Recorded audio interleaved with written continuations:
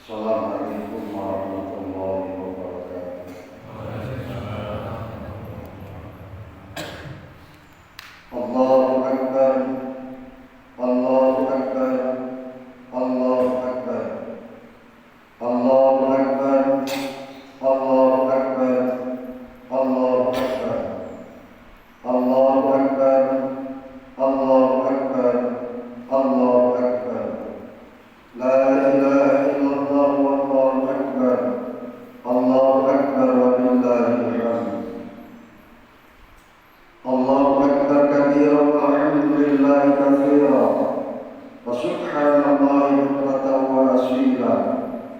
La ilaha illallah wahdahu. Shadaqa wa'dahu wa nasara 'abdahu wa 'azza jundahu wa hazama al-ahzaba wahdahu. La ilaha illallah wallahu akbar. Allahu akbar walillahil hamd. Alhamdulillahilladzi ja'ala al-'abda min afdali sya'airil Islam. Wa asyhadu an la ilaha illallah wahdahu la syarika lahul malikul a'lam. Rabbana alladzi yamliku minhus salam wa ilayhi ya'udus salam. فحينا ربنا بالسلام وأدخلنا الجنة دار السلام. تبارك وتعالى يا ذا الجلال والإكرام. وأشهد أن محمدا عبده ورسوله الذي أمر أمته بالصلاة والسلام على من دعا بهدى الإسلام. اللهم صل وسلم وبارك على نبي الإسلام ورسول السلام محمد صلى الله عليه وسلم وعلى آله وصحبه الكرام ومن تبعهم ومن تبعهم بإيمان وإسلام وإحسان إلى دار السلام. أما بعد فيا أيها المسلمون رحمكم الله، أوصيني وإياكم بتقوى الله وطاعته لعلكم تفلحون. واعلموا أن أكرمكم عند الله أتقاكم. وقال تعالى في كتابه الكريم: خذ العفو وأمر بالعرف وأعرض عن الجاهلين الذين ينفقون في السراء والضراء والكاظمين الغيظ والعافين عن الناس والله يحب المحسنين. صدق الله العظيم. Ma'asyiral muslimin, jamaah shalat Idul Fitri rahimakumullah. Alhamdulillah, satu bulan kita lalui puasa Ramadan kita. Itu adalah bagian daripada proses untuk menuju kepada takwa. Jadi pada hakikatnya mulai hari ini, siapa yang puasanya diterima, siapa yang zakatnya diterima, siapa yang sholatnya diterima, bermulai pada hari ini akan kelihatan siapa orang yang amal ibadahnya diterima oleh Allah Subhanahu wa Ta'ala. Kemarin itu adalah bagian daripada proses untuk menuju kepada la'allakum tattaqun. Kita mohon mudah-mudahan kita bisa membuktikan amal ibadah kita selama sebulan penuh menjadi orang-orang yang kita tanamkan rasa takut kita kepada Allah Subhanahu wa Ta'ala. Ketaatan kita kepada Allah Subhanahu wa Ta'ala, ketaatan kita kepada Rasulullah sallallahu alaihi wasallam. Allahu akbar, Allahu akbar walillahil hamd. Ma'asyiral muslimin, jamaah salat Idul Fitri rahimakumullah. Khutbah yang singkat ini mudah-mudahan membawa makna bagi kehidupan kita semuanya. Ketika lafaz takbir kita ucapkan berulang-ulang, Allahu akbar, Allahu akbar, Allahu akbar. Bahkan itu menjadi rukun dalam sholat kita. Sudahkah kita menanamkan kebesaran Allah Subhanahu wa Ta'ala dalam setiap gerak kehidupan kita? Para ulama wabil khusus al-mutasawwifun dalam dunia tasawuf memaknai lafaz Allahu Akbar itu adalah tazkiyatul aqidah. Tazkiyatul aqidah, penyucian akidah. Kalau kita berucap Allahu Akbar, itu ditakwilkan oleh para ulama, Allahu Akbar, apa yang selain Allah itu semuanya asghar, adalah kecil di hadapan Allah Subhanahu wa Ta'ala.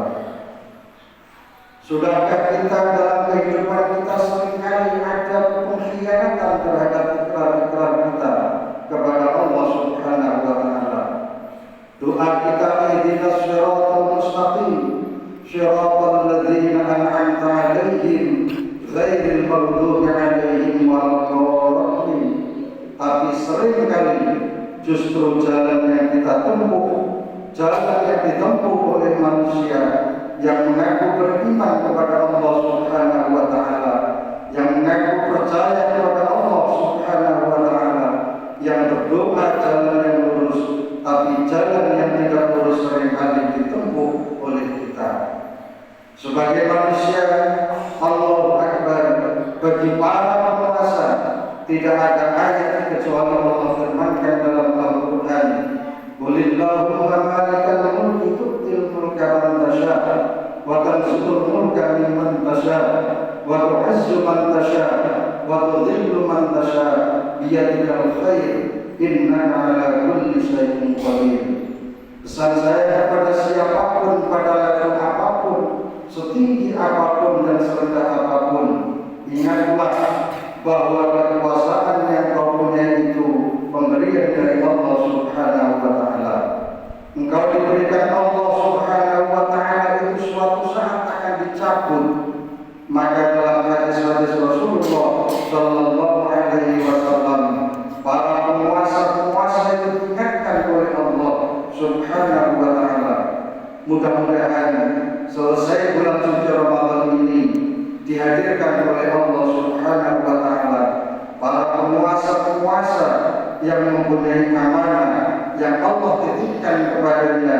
Al-adalah adalah sifat adil. Maka dalam konteks hadis-hadis Nabi sallallahu alaihi wasallam selalu mengatakan imamun adilun, seorang pemimpin yang adil. Kenapa Nabi katakan seorang pemimpin yang adil? Dikembalikan bahwa dia mendapatkan kuasa kepemimpinan itu dari yang maha adil. Al-adalatul hakam, Allah yang maha adil, Allah yang maha bijaksana. Maka laksanakan amanah Allah Subhanahu wa Ta'ala berupa kekuasaan dengan sifat adalah, dengan sifat adil, menjauhi tangan-tangan kita dari kezaliman, menjauhkan tangan-tangan kita dari kezaliman. Padahal kekuasaan itu diberikan oleh Allah Subhanahu wa Ta'ala, yang Allah haramkan sendiri kezaliman pada dirinya. Dalam sebuah hadis Allah firmankan, inni haramtu dzulma ala nafsi, inni haramtu dzulma ala nafsi. Sesungguhnya aku telah haramkan kezaliman atas diriku, aku haramkan kezaliman atas diriku. Dan masih banyak ayat-ayat lain yang Allah menyatakan tidak ada kezaliman pada dirinya. Maka kita semua yang diberikan kuasa oleh Allah Subhanahu wa Ta'ala, Nabi katakan imamun adilun, seorang pemimpin yang adil, tidak ada kezaliman dalam kekuasaannya. Allahu Akbar, Allahu Akbar, walillahil hamd. Ma'asyiral muslimin jamaah salat Id rahimakumullah. Ketika kita menyatakan Allahu Akbar, semuanya kecil, semuanya tidak ada artinya di hadapan Allah Subhanahu wa Ta'ala. Ketika kematian menjemput kita, ketika ajal datang kepada kita, ketika Israfil datang kepada kita, apapun yang kita miliki tak akan mampu membendung kedatangannya. Untuk mencabut nyawa kita masing-masing, maka mari bersama-sama Allahu Akbar,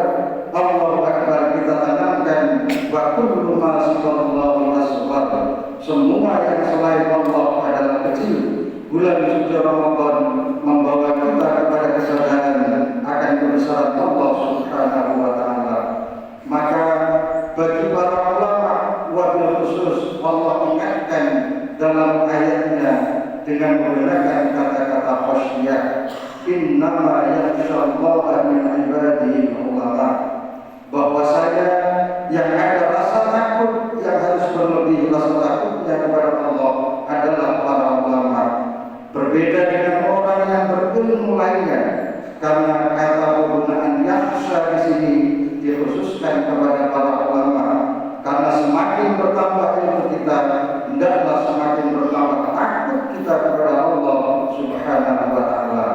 Bukan dengan ilmu kita justru seringkali menentang kebenaran-kebenaran yang Allah sampaikan dengan amanah ilmu kepada kita.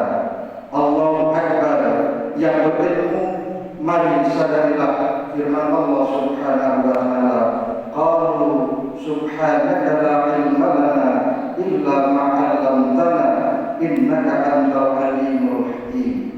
Ma'asyiral muslimin, jamaah salat Idul Fitri rahimakumullah, itulah tazkiyatul aqidah, penyucian akidah kita. Kita kembalikan semuanya kepada Allah dengan satu ungkapan pemahaman, inna lillahi wa inna ilaihi raji'un. Yang kedua, tazkiyatun nafsi, penyucian jiwa. Apakah perlu? Jelas, inilah tujuan dalam agama Islam. Qad aflaha man tazakka wa dzakara isma rabbih fa shalla. Sesungguhnya beruntung orang-orang yang membersihkan diri dengan beriman. Ada makna tazkiyatun nafsi, penyucian jiwa. Saya angkat sebuah kisah di masa Rasulullah Sallallahu Alaihi Wasallam, dan inilah hukuman rajam yang pertama kali Rasulullah Sallallahu Alaihi Wasallam tegakkan terhadap seorang wanita pemidah. Dia datang kepada Rasulullah Sallallahu Alaihi Wasallam dalam keadaan hamil. Dia katakan, ya Rasulullah, laqad asabtu haddan. Ya Rasulullah, saya sudah melanggar perintah agama.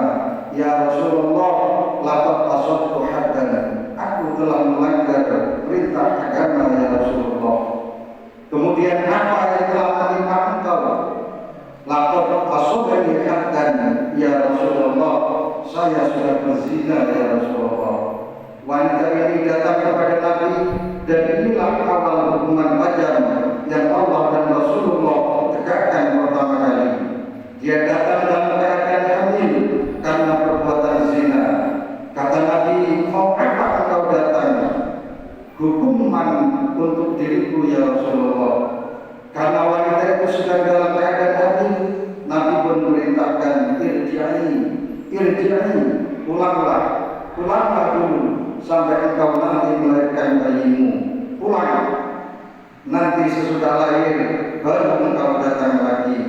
Tidak berapa lama wanita itu melahirkan anaknya, dan dia tegakkan hukum rajam. Dan dia datang lagi kepada Rasulullah Sallallahu Alaihi Wasallam, ya Rasulullah, aku sudah siap untuk engkau tegakkan hukum rajam untukku pada hari ini. Kata Nabi, apakah engkau sudah menyusui anakmu? Faqala lamma ya Rasulullah, irji'i hatta turdi'i waladik. Engkau pulanglah sampai engkau susui anakmu nanti. Selesai engkau susui anakmu, 2 tahun lagi engkau datang kepadaku.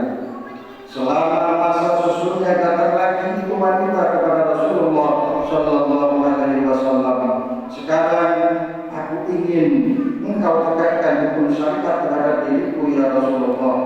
Maka dihukumlah rajam wanita itu pada masa Rasulullah Sallallahu Alaihi Wasallam.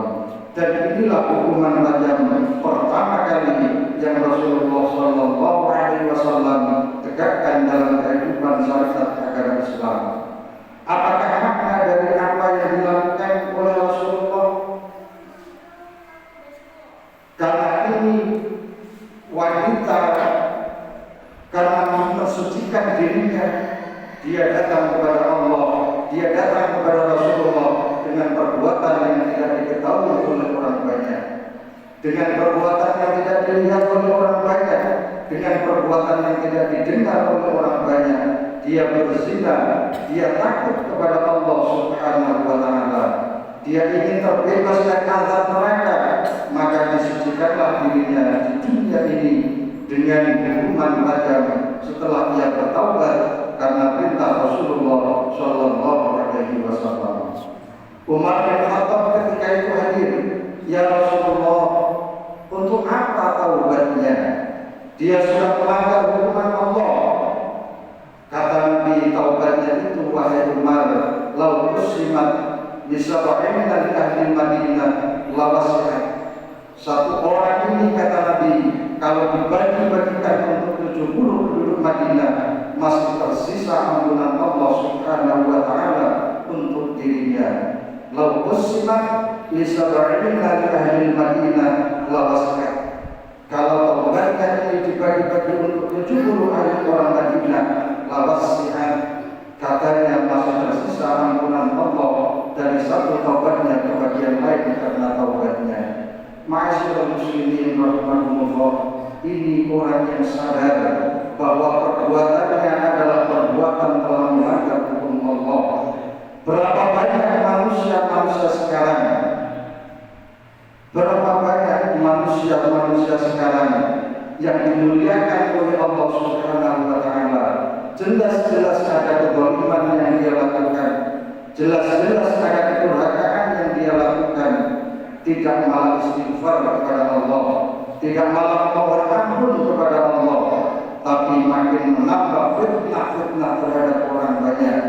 Maka Rasulullah Shallallahu Alaihi Wasallam mengingatkan kepada kita semua, ini yang kemudian lahir istilah halal saling maafkan.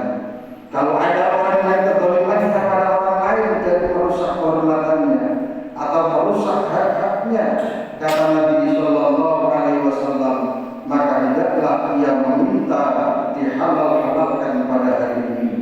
Jadi hari ini kita mohon maaf kepada orang-orang yang kita zalimi sebelum tidak lagi laku uang dinar, uang dirham, kata Nabi Shallallahu Alaihi Wasallam. Sebelum datang ajal, sebelum datang hari kiamat, mintalah maaf kepada orang-orang yang kita zalimi. Innana lahul hasanah. Kalau orang itu menzalimi, itu masih punya kebajikan. Ukhidha min sayyi hasanah. Diambil pahala-pahala kebajikannya untuk menebus dosa orang-orang yang telah dia zalimi.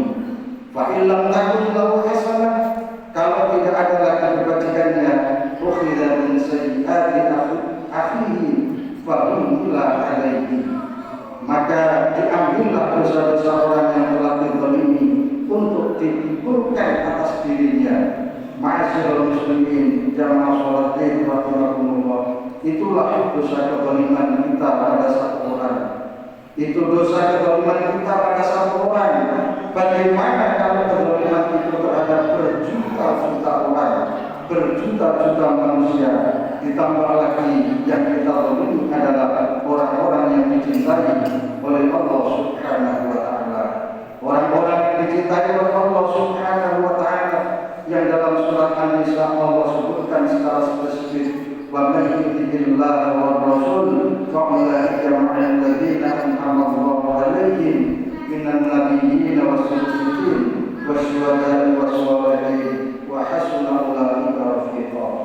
Mari pikirkan, marilah kita renungkan, kalau hak kita ada pada orang lain, kita ikhlaskan. Kalau ada hak kita pada orang lain, kita ikhlaskan, menambah pahala kita.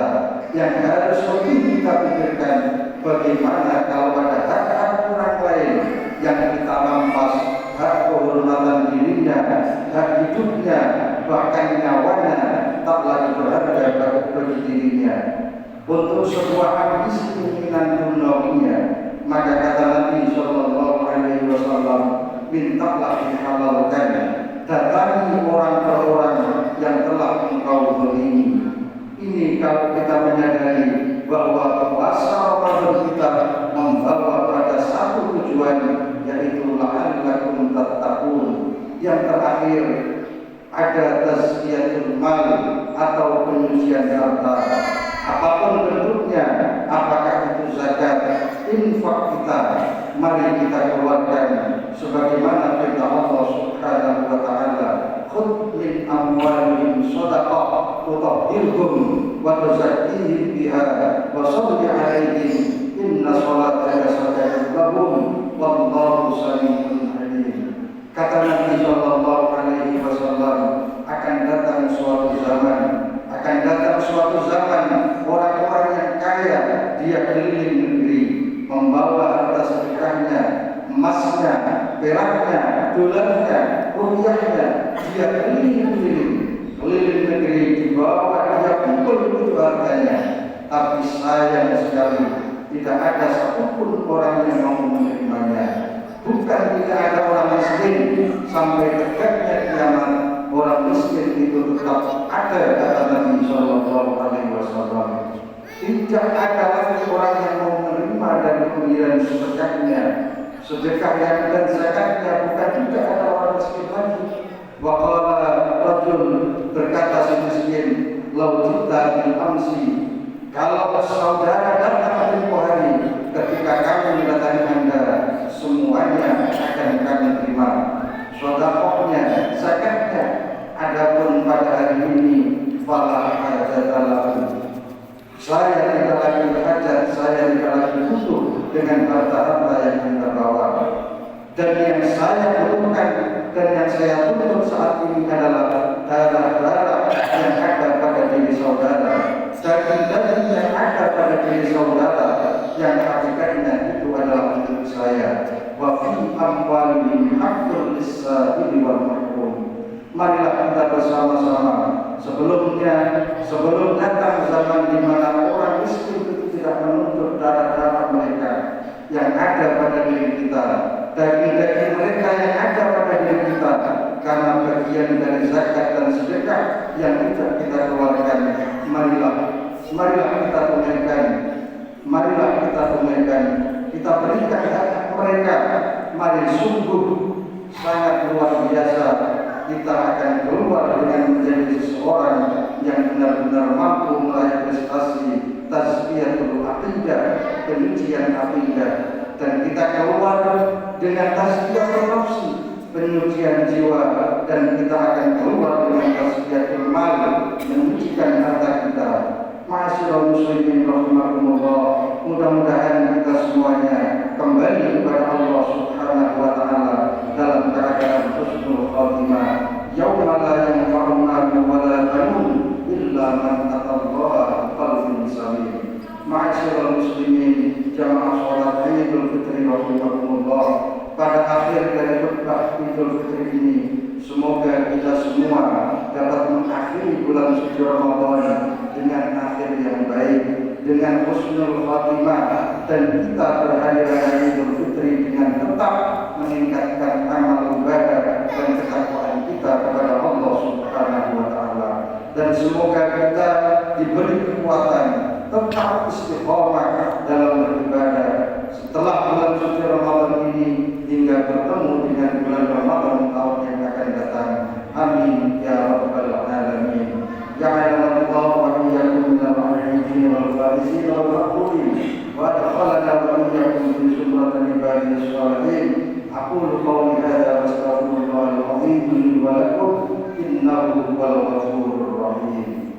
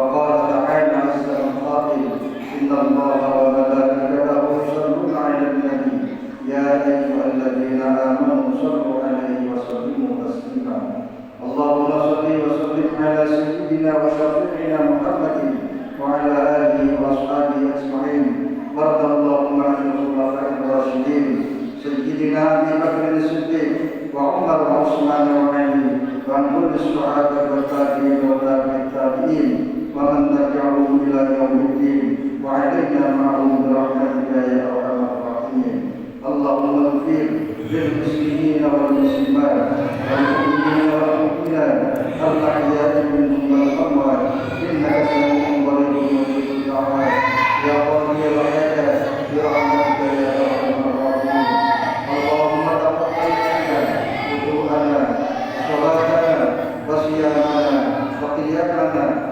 وركوعنا وسجودنا وتخشعنا وتعبدنا وتضرعنا وكرم تقصيرنا ولا تدرك بها وجوهنا يا الله ولا تدرك بها وجوهنا يا الله ربنا ظلمنا انفسنا وان لم تغفر لنا وترحمنا لنكونن من الخاسرين اللهم ارزقنا واهلنا وجماعتنا برزق حلالا كثيرا طيبا بلا تعب مشقة يا ولي يا حميد يا مجيب يا معين يا رحيم يا ودود اغفرنا بحلالك من حرامك وبطاعتك عن معصيتك وبفضلك عمن سواك ربنا آتنا في الدنيا حسنة وفي الآخرة حسنة وقنا عذاب النار صلى الله على سيدنا محمد سبحان ربك رب العزة عما يصفون وسلام على المرسلين والحمد لله رب العالمين السلام عليكم ورحمة الله وبركاته.